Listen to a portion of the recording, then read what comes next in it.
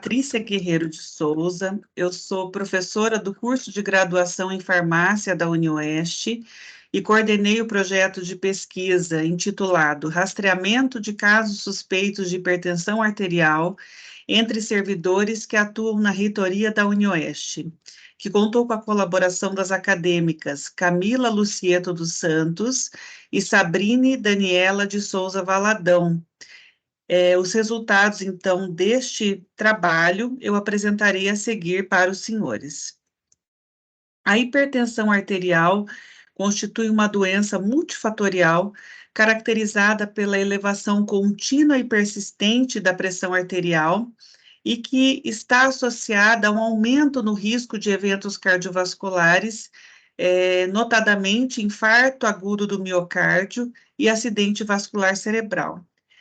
Frequentemente, esta doença é assintomática, e um estudo recente mostrou que 41% das mulheres e 51% dos homens não têm consciência de que têm hipertensão arterial porque nunca foram diagnosticados para essa condição. Assim, estudos, ações de rastreamento de hipertensão arterial, visando o diagnóstico precoce e a prevenção da doença, devem ser estimulados. O rastreamento em hipertensão arterial basicamente inclui a aferição da pressão arterial fora do contexto do atendimento médico e permite identificar casos suspeitos da doença que devem ser, então, encaminhados para atendimento médico e providenciar o diagnóstico precoce. Até o momento, nenhum estudo de rastreamento em hipertensão arterial havia sido realizado na UniOeste.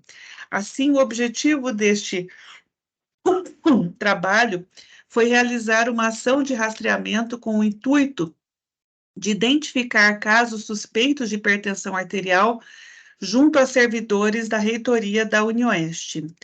Trata-se de um estudo observacional e transversal que foi aprovado pelo Comitê de Ética da UniOeste, cujo período de coleta foi entre outubro de 2022 a fevereiro de 2023. A população-alvo foi servidores da reitoria da UniOeste. Nós incluímos os servidores com idade maior ou igual a 18 anos, sem o diagnóstico de hipertensão arterial, e foram excluídos os servidores docentes, gestantes e pacientes com suspeita de hipertensão secundária. Foram coletados dados sociodemográficos, clínicos e antropométricos. A aferição da pressão arterial foi feita utilizando um esfigmomanômetro automático e a técnica foi feita com base nas orientações das diretrizes brasileiras de hipertensão. O índice de massa corpórea, o IMC, foi calculado dividindo o peso pela altura ao quadrado, sendo que as informações de peso e altura foram obtidas pelos servidores, mas foram informações referidas por eles. De acordo com o IMC calculado, os servidores eles foram classificados quanto ao estado nutricional em abaixo do peso, eutrófico, sobrepeso, obesidade 1 e obesidade 2. Considerou-se como caso suspeito de hipertensão arterial quando os valores pressóricos ultrapassavam, né, eram maior ou igual a 140/90, ou maior ou igual a 130/80 nos pacientes que tinham já o diagnóstico de diabetes. De acordo com o valor da pressão arterial aferida, os servidores foram classificados em 3 condutas. Aqueles que apresentavam a pressão arterial controlada foram classificados em conduta 1 e receberam orientações educativas para a prevenção de hipertensão arterial. Os indivíduos que apresentaram valores de pressão condizentes com casos suspeitos de hipertensão arterial foram classificados em conduta 2, né, e esses pacientes, então, foram encaminhados para atendimento médico ambulatorial. Os indivíduos que apresentavam valores pressóricos acima de 180/120 foram classificados em conduta 3, encaminhados para atendimento em serviço médico de emergência. Todos os dados foram analisados por meio da estatística descritiva. Dos 154 servidores que atuam na reitoria, conforme a informação dada pela a seção de recursos humanos da reitoria, a Pró-Reitoria de Recursos Humanos, apenas 113 servidores estavam no local de atuação e aceitaram participar do estudo e preencheram os critérios de inclusão. Então, desses servidores, a maioria era mulheres, né, com idade mediana de 40 anos, a maioria referiram ter plano de saúde, e cerca da metade deles referiram praticar atividade física e ingestão, o hábito de ingerirem bebida alcoólica, tá?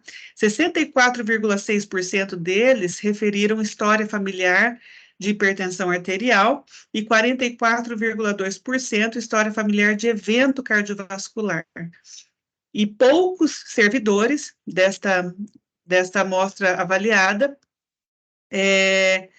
referiram alguma doença diagnosticada ou uso de medicamentos contínuos.